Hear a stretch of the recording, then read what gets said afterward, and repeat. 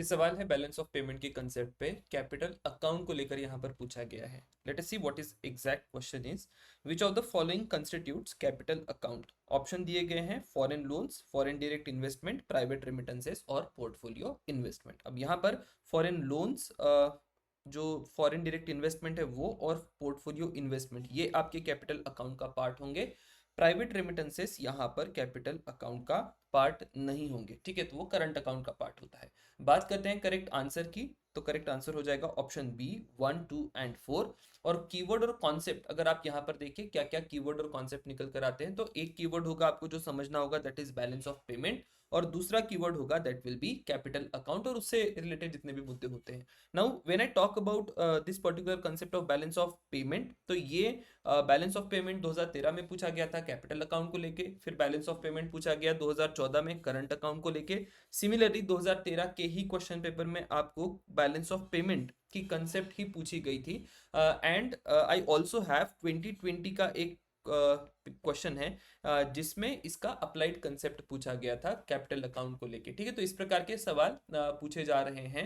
We will see what exactly we should value add in here. जब भी हम लोग बैलेंस ऑफ पेमेंट की बात करते हैं तो बैलेंस ऑफ पेमेंट ये क्या है, it's a method used to monitor all international monetary transactions for a specific period, right? तो जितना भी इंटरनेशनल ट्रांजैक्शन हो रहा है जिसमें मान लीजिए पैसा इंडिया में आ रहा है या देश के बाहर जा रहा है, तो आप उसको मॉनिटर कर रहे हैं। Now when it comes to balance of payment, ये आइडियली जीरो होना चाहिए, मतलब जितना पैसा भारत में आ रहा है या किसी भी देश में आ रहा है और जितना पैसा यहाँ से बाहर जा रहा है, तो वो दोनों ही जीरो होने चाहिए। बट ये थ्योरेटिकल होता है, आइडियली ऐसे नहीं होता। एक तो हो सकता है कि बैलेंस ऑफ पेमेंट में डेफिसिट हो जाए या बैलेंस ऑफ पेमेंट की सरप्लस पोजीशन हो।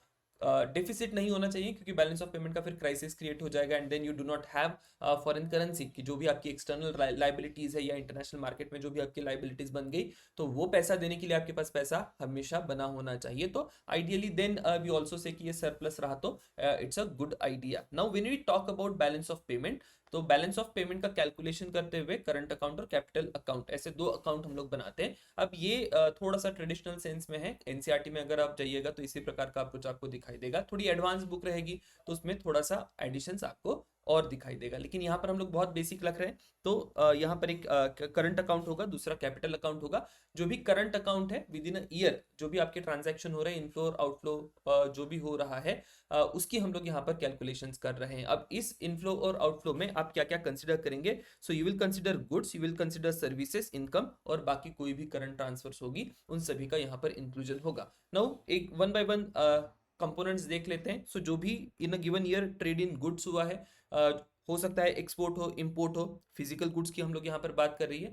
और ये सारी ही जो ट्रांजैक्शंस है, it is called as visible trade. Visible trade क्यों कहा जाता है, क्योंकि it is something which you can account for, जो आपको दिख रहा है, जो आप अकाउंट कर सकते हैं, गिन सकते हैं, तो इसीलिए हम लोग इसको कह रहे हैं कि ये विजिबल गुड्स है या विजिबल ट्रेड है। Now next is trade in services. Trade in services मतलब जितनी भी इंडिया ने सर्विसेज इंटरनेशनल मार्केट से ली है या इंटरनेशनल मार्केट में सारी कंट्रीज को सर्विसेज प्रोवाइड करी है, that will be trade in services. इसको हम लोग इनविजिबल कहेंगे because you can not actually tangibly measure it, right. Then we have incomes, wages, salaries और रिटर्न्स जो भी मिल रहे हैं इंडिया में, इंडिया को एक्सटर्नल मार्केट से, तो उसको आप इनकम की कैटेगरी में रखेंगे। And most importantly current transfer, इसमें गिफ्ट हो सकती है, रेमिटेंसेस हो सकती हैं और ग्रांट्स हो सकती हैं। They are generally a one way transfer, ठीक है। तो ये रहे करंट अकाउंट के कंपोनेंट्स। बात करते हैं कैपिटल अकाउंट की। अब ये कैपिटल अकाउंट जो है, इसको आप लोग with in one financial year consider नहीं करते। ये कोई आपकी लॉन्ग टर्म फाइनेंशियल असेट या फाइनेंशियल लाइबिलिटी हो सकती है।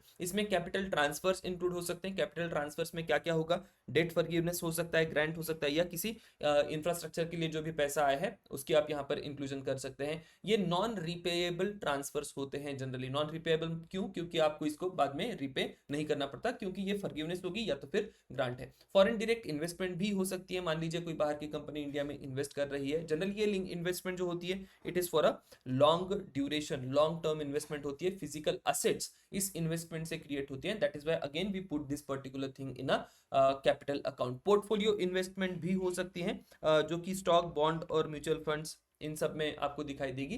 जनरली ये शॉर्ट टर्म होती है, but still it creates a part of capital account. और लोन्स और बोरोइंग्स भी यहाँ पर होंगे, जो कि गवर्नमेंट या किसी भी प्राइवेट सेक्टर की एक्सटर्नल कमर्शियल बोरोइंग्स होगी।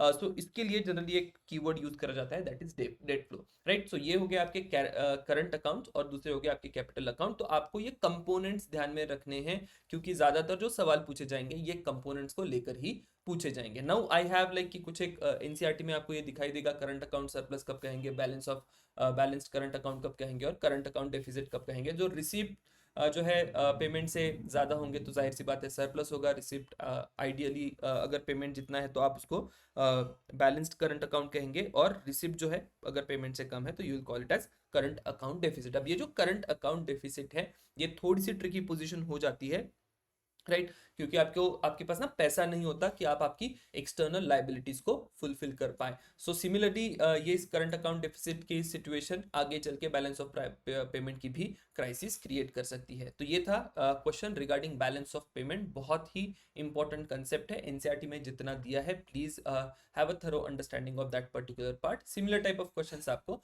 आगे भी दिखाई देंगे। Will see you in next question. Thank you.